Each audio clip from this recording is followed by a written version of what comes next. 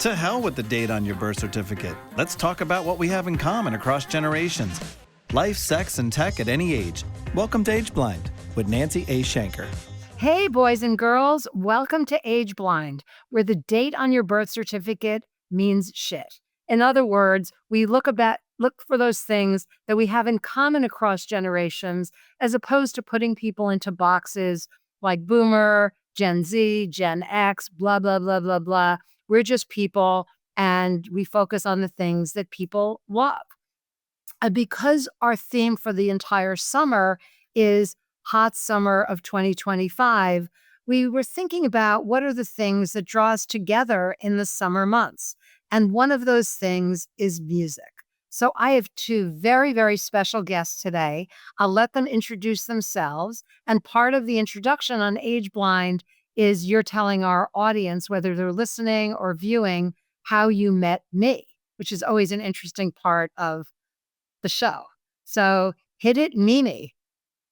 Hi, everybody. My name is Mimi Fox. I am a Phoenix-based pop singer. I make all variations of pop, and I met Nancy through my other career, which I am a hairstylist, and I met Nancy, and the world just works in mysterious ways because we were both from the East Coast, and we basically fell in love.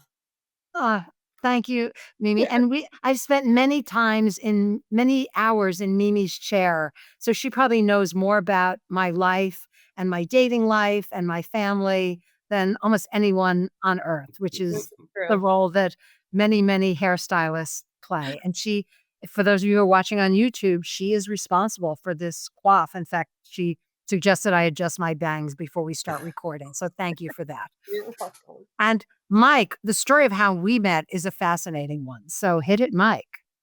Yeah, thanks, Nancy. My name's Mike Maimoni. I'm a piano playing singer-songwriter and music producer. I'm currently based in Laguna Beach, California. I'm from Ohio originally, and we met through my late husband. His name was Howard Bragman, and you went to school together. And he was the love of my life, and unfortunately, I lost him to cancer about 2 years ago. And Nancy has been a real angel in my life, helping me fill in a lot of the fun stories that I didn't know about my forever guy. So I thank you know. for I that. guess if Howard was my gay husband, then you are my brother-in-law. Yeah, I guess so. I don't Something know how like that that. family tree works. We're somehow related now. But yes, Yeah. Howard and I met in my psychology statistics class sophomore year, and neither of us had a fucking clue what was going on in the Mhm. class. But we were drawn together because we were total outliers, both Jewish, both had been chubby kids. He was from Michigan, from Flint, Michigan. We were both interested in marketing. And in fact, Howard had a very, very successful career as a Hollywood publicist. And Mhm. I remember the day he called me and said, I've met the love of my life, because he used to call me Cool. every year around the Jewish holidays. And that Yeah. person was Mike. And Oh, sadly, I didn't get to meet Mike until Howard passed away. But yes, as Mike said, I also keep the Howard Bragman legacy alive. And he gave a huge gift to the University of Michigan, where we both went to support the educational journey of gay students at the U of yeah. M. And The because Spectrum Howard, Center. Yeah. yeah, Howard at Yeah. his time was, he was still in the closet because you kind of had to be back then. So we're not going back there, hopefully. And yeah, he brought me to Mike, and it's very interesting how worlds collide. And now two very special people in my life are coming together to talk about music. So first, let's just talk a little bit about the impact of music. We love to dance to it. If we're in a bad mood, listening to music can be really powerful. It can be relaxing.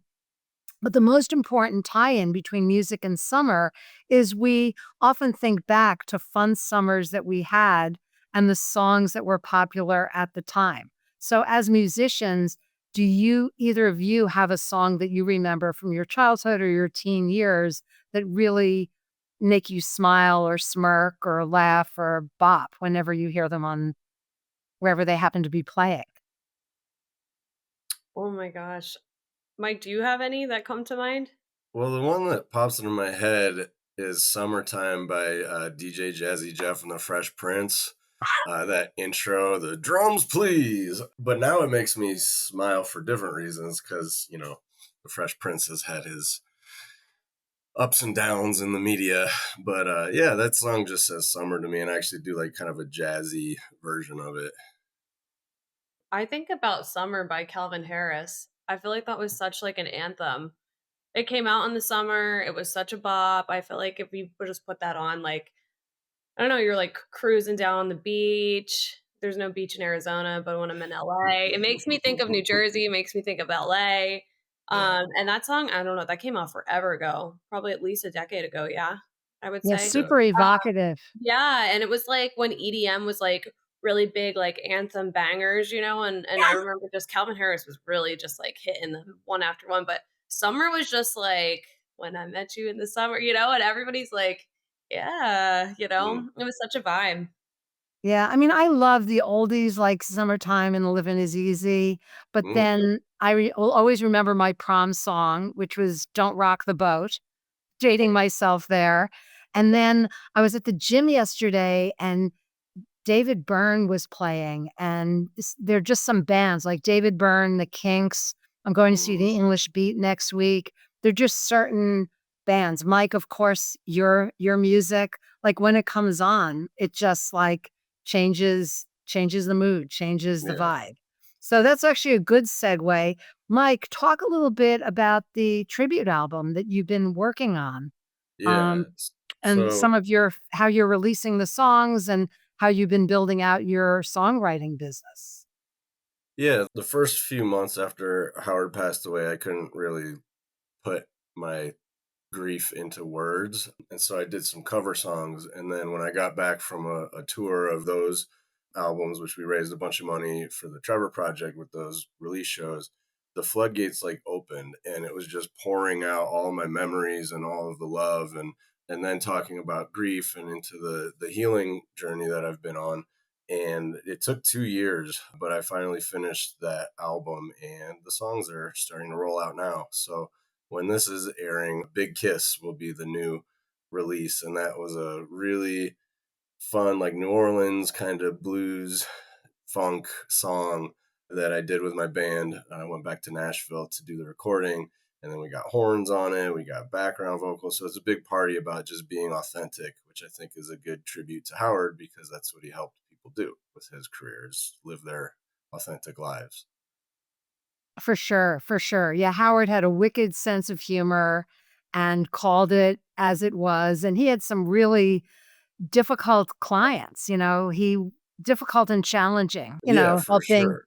Chaz Bono and Meredith Baxter Burney, and I would be watching TV and somebody would be coming out and I would text Howard and say, "Are they one of yours?" Because he was just really good at authentic messaging and Yeah. never even though he lived around Hollywood people, he never became a Hollywood asshole, which is what Yeah, you and he I both kept loved true to about his him. roots. Yeah. Yeah, and that was his big thing was helping queer people come out in a less accepting time, where kind of all people in the queer community are sort of standing on the shoulder of giants and he's definitely one of them. I remember as a kid playing football when Michael Sam came out, he was the first active player to go into the NFL. And I was just like, oh my God, I can't believe someone's actually out and going into the NFL draft. And little did I know that Howard was his publicist. I didn't know that until a lot later. Yeah. Awesome. So, Mimi, let's talk a little bit about your journey and your path towards performing. And what's interesting is both, neither Mike nor Mimi is 17 years old starting out in a career. So, I think that's the other really important takeaway from what they're saying on Age Blind is that it's really never too late to follow that musical dream. It's No, frustrating because you're like, at this point, I should be famous, or why am I being passed over for somebody who's still a fetus. But yeah, in some ways, being older and wiser makes it a little bit easier to deal with some of the rejection and yeah, pressure and noise that comes from a career as an entertainer. yeah, for sure. I would say my journey kind of on the music side of things has definitely been interesting. It wasn't really until 2019 that I really decided I wanted to start stepping away from the cover bands and all that kind of stuff. Like I love being the lead singer. I love covering other people's songs, but I had always loved songwriting as a child and really growing up, and I'd always been part of a group. So it wasn't until a rejection from another show that I had almost gotten onto that I was like, you know what? Screw it. Like I don't fucking care anymore. That's where I met you when you were auditioning for a Yeah, I was TV auditioning entertainment for show.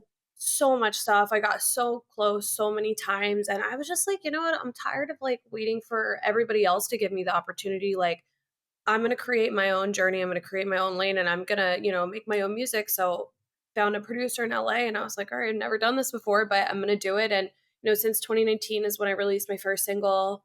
I released an album in 2022 that got taken down for some random reason on Spotify. But like you said, Nancy, like a couple of years ago, I felt like it wasn't my best art. It wasn't really, I was creating things that I thought other people wanted to hear, because I wanted to make it and I wanted this so bad. I wanted people to like me. But when I was younger, I didn't like myself. And so I feel like along this journey now that I'm 28, it's been fucking amazing. The album getting taken down was the best thing that ever happened. It wasn't my best body of work. It didn't feel authentic to me. And now that I'm older, the fucks that I give are not many. And so I think Just wait till you turn 69. You know yeah, how many exactly. books I Like, give. Like, I'm just so much happier with who I am, and you could hear that in my music. Like my art is my projects, right? And so instead of making things that I wanted other people to love, I'm just making shit that I love, and it's starting to like, escalate quite quickly now. And so I think, it wasn't meant to happen until later on in my life. And I think that's the beauty of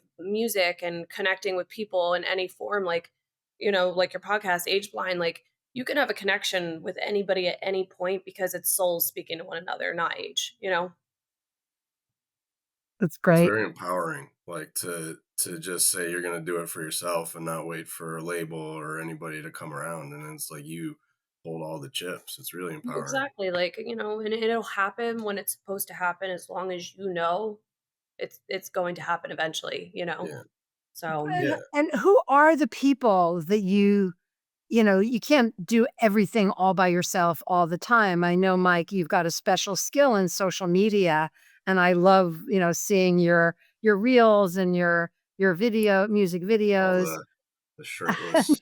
Yes, and your naked selfies, which I could see Howard's Yeah. fingerprints all over that. Oh yeah. Like, Oh it's yeah. like, "Mike, take off your clothes," and He did. I mean, he's the reason that my Instagram started taking off because we were on a little road trip together, and he snapped like a video of me coming out of the bathroom in a towel, and he's like, "Put that on your Instagram," and then like it's interesting because not only like Mimi, like we're talking about holding the power, like I just always thought that, if you wanted to be a serious artist, you needed to do things a certain way.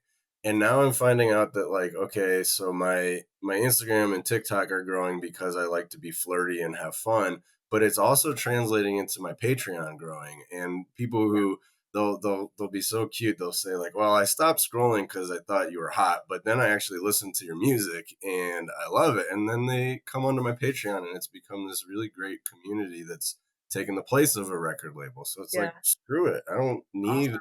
somebody to tell me how and when to put out music. It's like you can just Exactly. do It's it on your own yourself. terms. I Yeah. think that's the formula. Have talent, take your clothes off, post on social media. That's simple. It's a Well, 3-step. you need a hook. That's they tell you You that in you marketing, need a right? hook, You gotta yes. have a hook.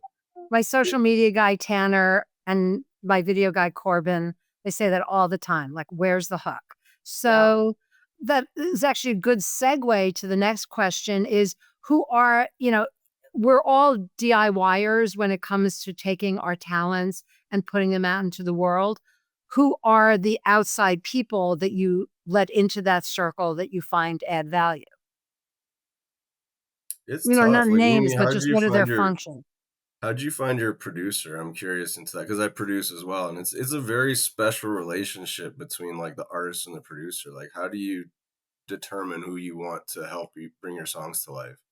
Oh, okay. So that's actually interesting that you mentioned that. So when I was younger, I really didn't understand the bond between a producer. Like I said, I was trying to create stuff for like other people, and I didn't really understand the bond of the producer and artist because you work together hand in hand, because if someone doesn't understand you and who you are, like, it's that energy is not going to be translated into the music. And that's why, I think when I was looking for somebody, my childhood best friend who lives in New Jersey all her life, like with me, she lives in LA, she's an actress, and she had this photographer who happened to be a producer, and I just tried him out because I didn't know anybody else. I didn't know how to find Mhm. anybody, and just from there, then I found somebody here in Arizona, and him and I have grown a close bond over the past, 4 years. And now I'm going to be working with someone in Denver. I'm still looking for other producers to work with, Yeah. because now that like I said, have found that my art is really precious to me, I need someone to be on the same understanding and level of what my vision is so that we can fucking make the best Right. possible art together. I Yeah. want someone who challenges me, and, so it's been interesting. It's a really good. I just realized that as of late, like Yeah. how important that bond is with your producer. Yeah. Yeah, and it's tough because sometimes you don't know until you're in the room with somebody, like, Oh and it's gosh, like, yeah. "Oh, is this energy good or is this energy not good?" And, I've had a couple of projects that just sort of fizzled out, and I've had other projects that just lead to more projects, Yeah. so you just kinda have to feel it out, but it's hard. No, And it how did is you find hard. your producer, Mike? I was a band guy for my 20s and 30s, and so we would sort of just meet other bands and, who did your record? I like the way your record sounds. And so it was a real like buddy, scene kind of thing. And I was in Chicago at the time. And so I was the guy on the couch at a recording studio forever, just crashing, keep the bills low. But so I would meet people that way. People would come in to do their sessions and I'd say, "Well, I got a band and let's work." And then after doing that for like probably 15 years, I realized I was spending everything I was making Yep. on studio time. And that's not sustainable. So I was always a sponge in the studio and watching, people would go out for their smoke breaks and the engineer would be comping drums and I would just be like, "How are you doing that?" And so I just taught myself through watching. So I've produced my own stuff for the last like 6 or 7 years, Yeah. And Yeah. you're 8 or 9 years. Mimi, you're studying production now too, Yeah. yes?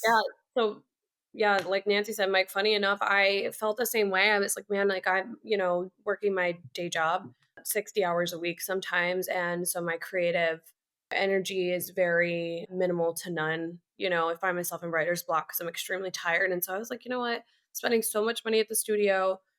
And I felt like what was going to take my art to the next level was making things from like start to finish. So I took a production school at Icon, just like the intro program, because I watched my producer a lot. I know my vocal chains, I know all the, plugins and Awesome. stuff that he uses for my voice.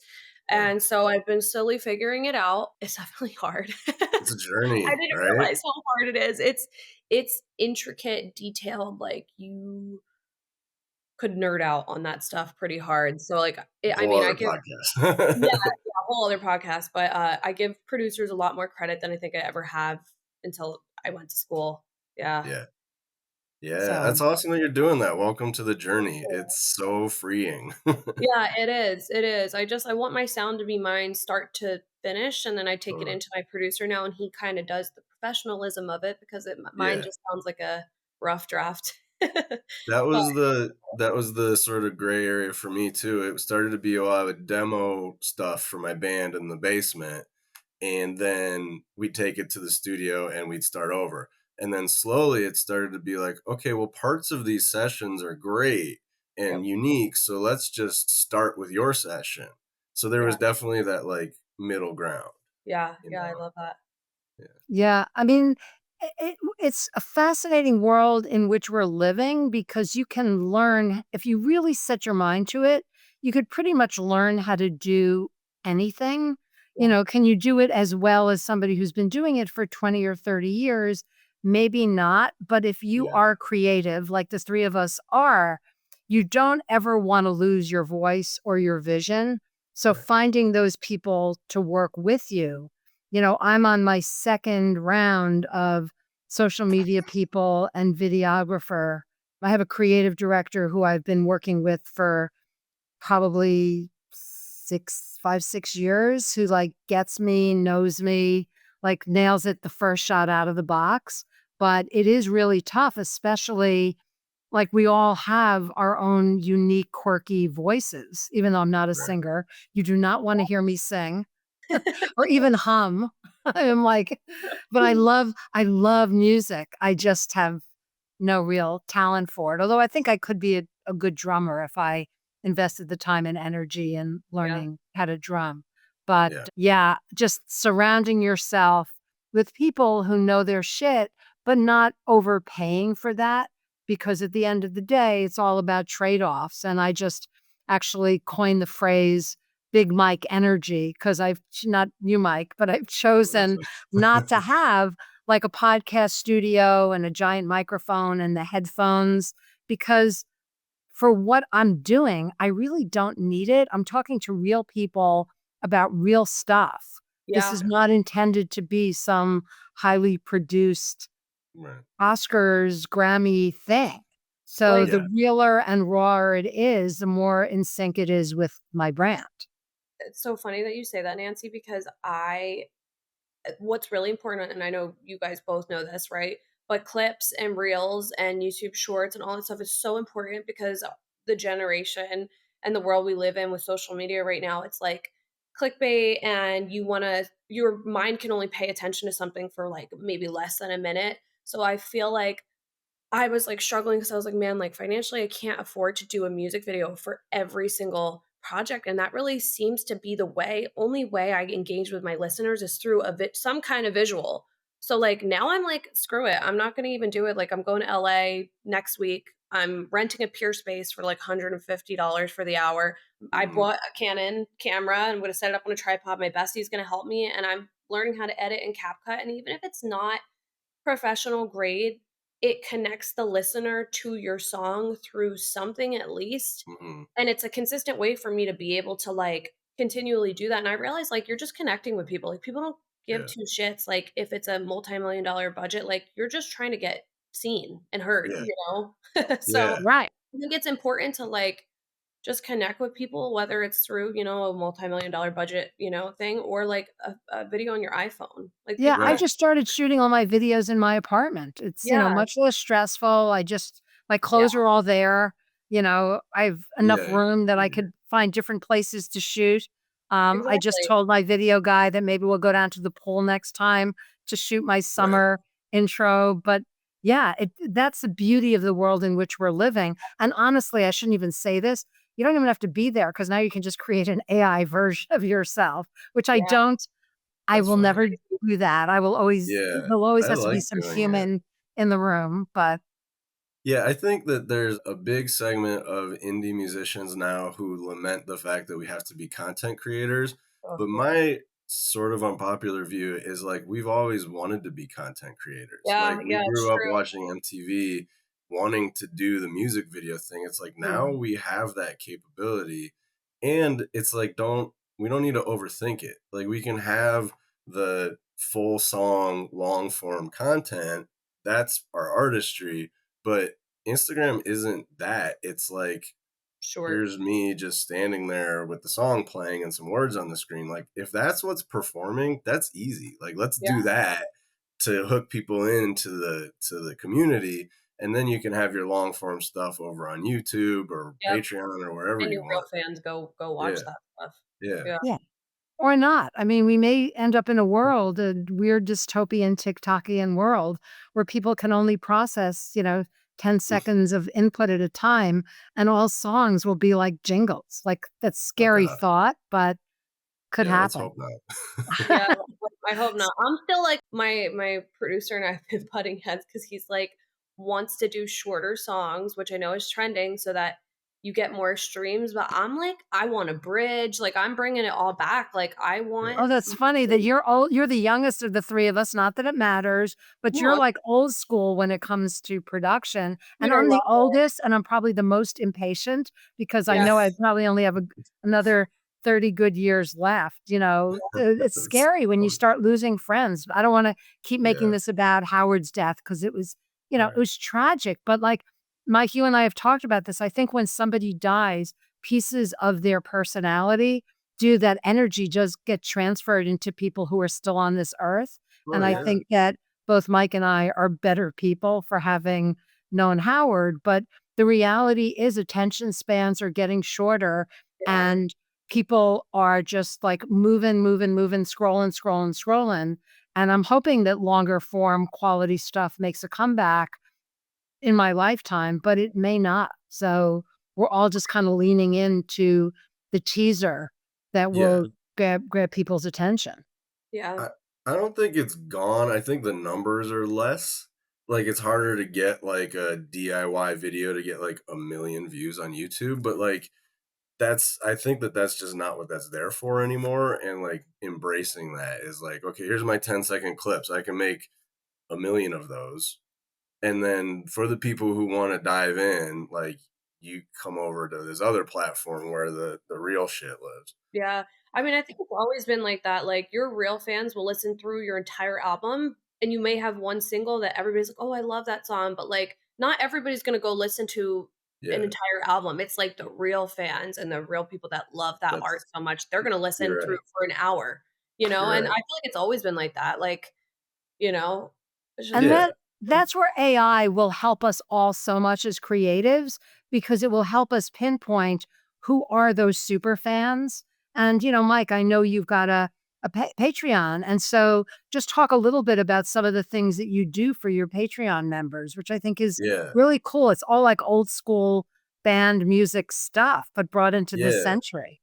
It started with when I was still playing in my trio Mutts and we were on the road all the time. I started bringing my little like Apollo interface, like the recording thing, and I would just get the feed off the board and combine in like a room feed, like super quick and dirty, but like here's the concert.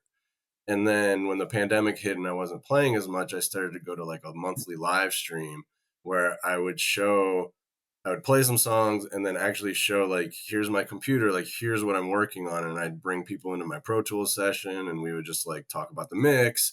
Like, can you hear my vocal? Like, so I would give my Patreon patrons an actual like inner circle sort of position. Like, you're my test subjects. Like, how does this play to you? Yeah. And now it's like they get their own, like I use the close friends list on Instagram. So like they get posts that the rest of the world doesn't see. And I Yeah. get a little extra flirty in those posts. And they get your merch. Like, And yeah, and that's I love sending stuff in the mail. So I do like holiday cards, I do like thank you notes, like just like real tactile, tangible things as well. Yeah, I love that. That's Yeah. awesome. which real performing bands don't do, which is like one of the really powerful things about this new age in music. Like I've been to probably 20 English beat concerts, and Dave Wakeling has never sent me a holiday card. So, Yeah. I mean, I'll That's still That asshole. continue to go, but Yeah. That's a cool way to, like, interact with your fans. I know I actually thought about doing lately a subscription on Instagram where, Yeah. like, people can subscribe, for exclusive content, and my Yeah. exclusive content would be obviously music related. And Substack is also really good. They now yeah, have a like, video. you know what, I should do that and, like, let people in on my studio sessions and, like, make people feel like they're a part of something more and really integrated within your personal world, of creating what you're creating. I think that's Yeah. really cool. Yeah, It's the new nice. age And backstage pass, as it were. yeah. Yeah, So yeah, Yeah. that's cool. So, not to put you on the spot, and if the answer is no, the answer is no, but would you be comfortable giving our listeners a small taste of your music before we wrap up? I think I'd prefer my studio song to be played because All I right. haven't warmed up. It's morning voice. All right. That's I think fair. the same for today. Okay, cool. So that's actually a great time for us to segue into how can people find you and listen to you, which is super, super important. You guys can find me at Mimi Fox Music, so MIMIFOXX Music on Instagram, and then Mimi Fox Official is my website. So .com is my website. So if you guys want to check me out, that would be awesome. Hell Terrific. yeah. And Uh, Mike, I'm very similar. It's Mike Maimone Music on all the socials and mikemaimone.com for my website and the merch store where you can get stuff like this. and if I you're love listening and not watching, it's the most incredible big gay Mike mug, Yeah. which semi-naked Mike. So Right.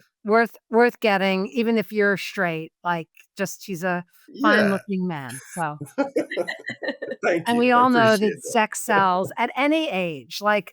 my, OnlyFans April Fool's prank blew up. So Yeah. now once a month, I I'm love that. recording one video with not so many clothes on. Like, Yeah.